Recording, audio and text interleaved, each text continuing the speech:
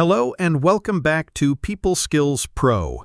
Today, we are going to explore one of the most confusing and hurtful dynamics in human relationships. You get a promotion, you achieve a personal goal, you find a happy relationship, you share your good news, and you are met with a strange, cold silence. Or worse, a backhanded compliment, a subtle minimization, or a joke that feels like a jab. You are left with a sinking feeling in your stomach, wondering, why can't they just be happy for me? It's a question that can keep you up at night.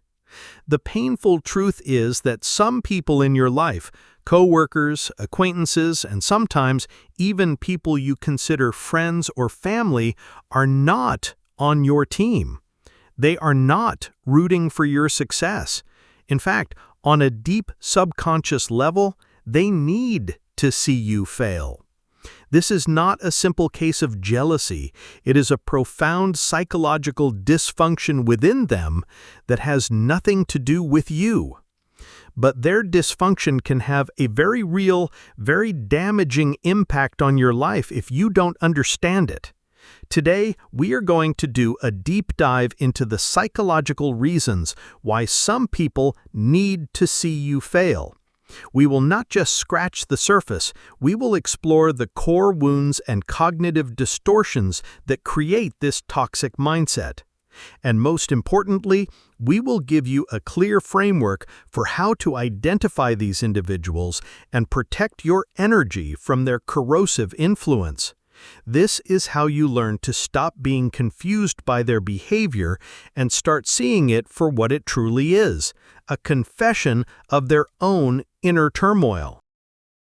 The core principle: your success is their mirror. Before we get into the specific reasons, we must understand the foundational principle that governs this entire dynamic.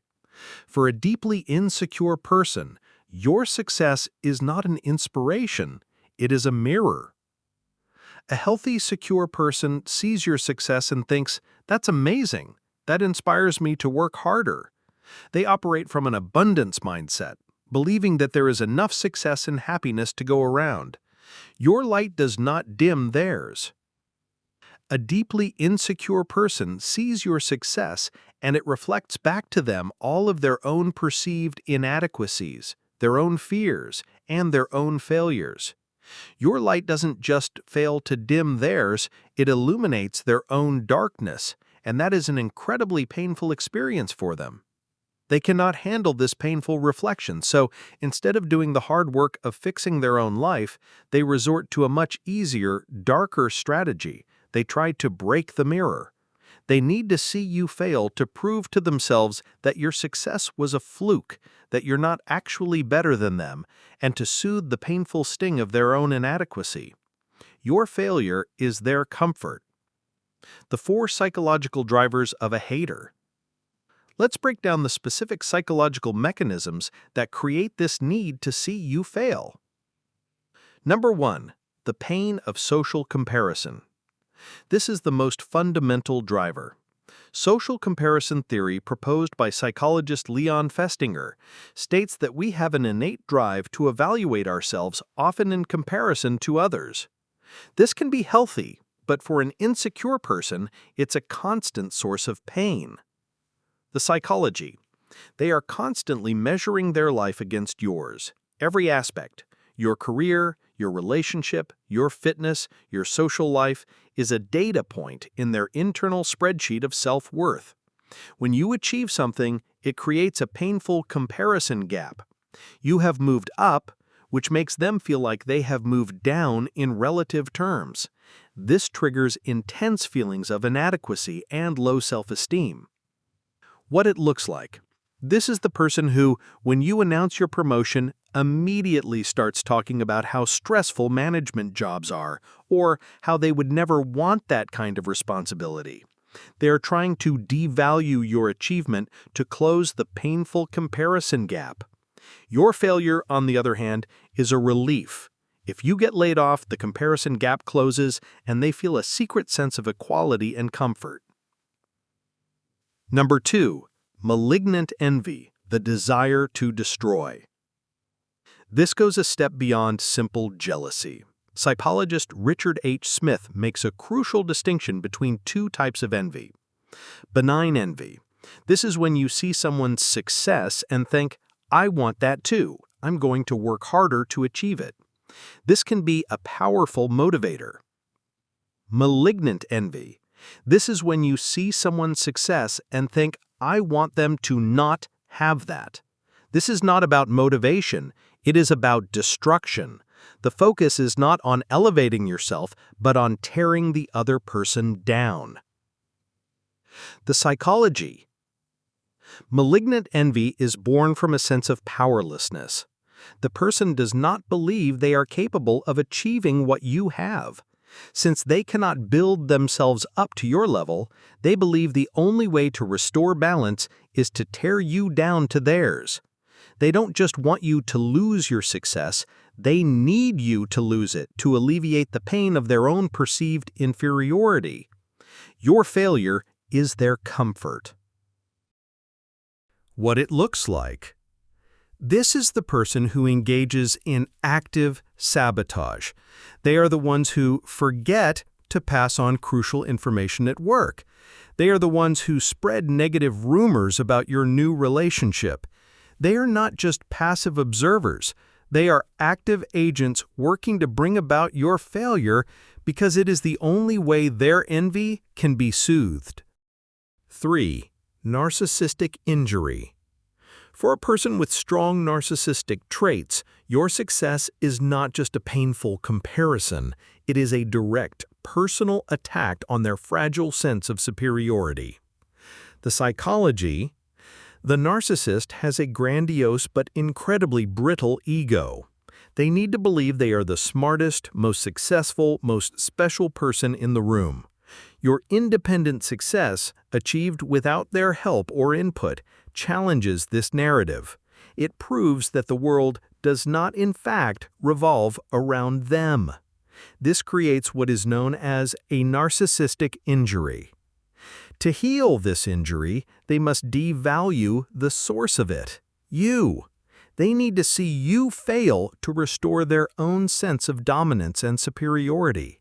They will tell themselves and others that your success was a fluke, that you cheated, that you got lucky, or that it wasn't that impressive to begin with. Your failure confirms their worldview, that they are, and always were, superior. What it looks like. This is the person who, when you succeed, will immediately try to take credit. Well, I gave him that initial idea. Or minimize it. Anyone could have done that in this market. When you fail, they will often adopt a condescending, I knew it all along attitude. I could have told you that business idea was never going to work. 4. Schadenfreude, the emotional payoff. Schadenfreude is a German word that means harm joy. It is the feeling of pleasure or satisfaction that comes from witnessing the misfortune of others. This is the emotional reward that the hater is seeking. The psychology. When you fail, it provides a powerful cocktail of psychological relief for the insecure person. The painful social comparison is gone. Their malignant envy is satisfied. The narcissistic injury is healed. The result is a feeling of pleasure, a hit of dopamine that makes them feel better about their own life.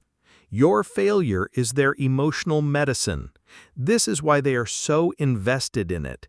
It is a form of self-medication for their own deep-seated pain and insecurity. The action plan. How to deal with people who need you to fail. You cannot fix their internal world. You cannot make them secure. Your only job is to protect your own. Step 1. Recognize the pattern and accept the truth. This is the hardest but most important step. You must stop making excuses for them. Stop telling yourself they don't mean it. Look at the pattern of their behavior. When you succeed, how do they really react? When you struggle, do they seem secretly energized? You must accept the painful truth. This person is not on your team. Step 2. The information diet. A person who needs you to fail cannot be trusted with your plans, your dreams, or your vulnerabilities. You must immediately put them on a strict information diet. Stop sharing your goals and ambitions with them. They will only use them to plant seeds of doubt. Stop sharing your good news with them. They will only try to diminish it. Stop sharing your struggles with them. They will only use them as future ammunition. Your relationship with them must become polite, surface level, and completely devoid of any meaningful personal information. Step 3. The quiet fade out and building your true tribe. Do not engage in a dramatic confrontation. This only gives them the drama and attention they crave. The most powerful response is to make them irrelevant. Stop initiating contact. Become busy when they reach out. Invest all of that saved time and energy into cultivating relationships with people who do celebrate your wins.